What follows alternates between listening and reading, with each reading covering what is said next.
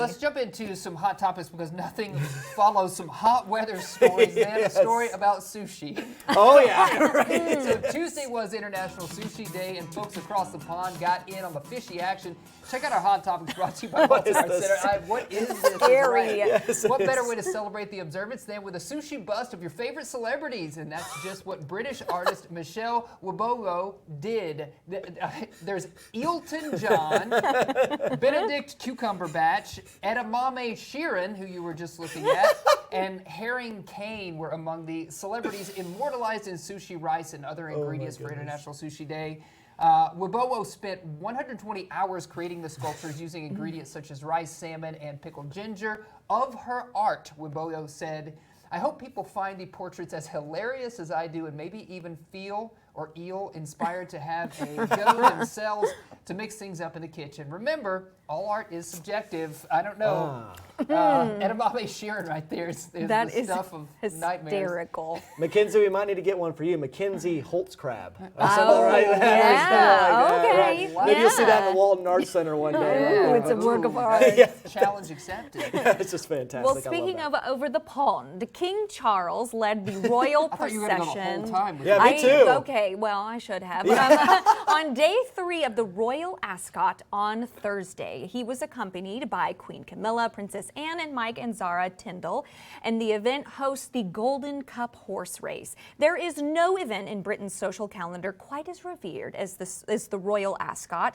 After all, it is reserved only for the best in racing, best in hospitality, and of course, the best in style. This is racing at its most exquisite. Nice. Now, Prince William, I love this part. He stepped in for his father on day 2 because the king decided not to attend. I mean, I guess if you're the king, you can do what you want. You know, Yeah, that's totally true. Yeah. I really love their hats. Yeah. Right? Their Yes. hats are what all about, right? Top Hat Gang right there, Yeah. you know, up there in Punxsutawney Phil, Yes. right? And stuff like that. They got their top hats on when they do Groundhog Day. I think we need to have a day where we all just wear some top A hats. little top here hat. on I like the that, DNWA yeah. Hey, right let's do there. it. Maybe Yes. when we celebrate the winter solstice. Yeah, right? Yes. Yes. Top Hat Day. It makes Yes. sense right there, yeah. Well, here's a heartwarming story. More than 80 years after earning it, a 105-year-old Stanford graduate finally gets her diploma. Oh. 84 years ago, Virginia Hislop was working on her master's degree in education. Then life intervened. Her husband was called to serve in World War II, so she left school and soon joined the war efforts. But recently, her son-in-law contacted Stanford and learned something amazing. At the time Virginia left Stanford, she had all the credit she needed to graduate except a completed master's thesis. But since then, that thesis requirement has been dropped. Yes. Meaning Virginia had all the credits needed and earned that degree. So this past weekend at Stanford University's commencement ceremony, there was a single member of the class of 1940.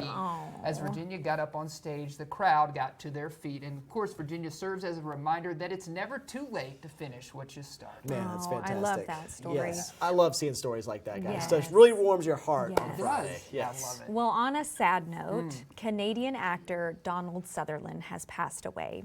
His agent said that he passed in Miami yesterday after a long illness. We all know he was a respected character actor known for his roles in MASH, JFK, and more recently, The Hunger Games. With a career spanning over 70 decades, he's received numerous accolades, including a Primetime Emmy, 2 Golden Globes, and an honorary Oscar. I mean, he didn't stop working, right, and yes. ultimately he appeared in nearly 200 films and series.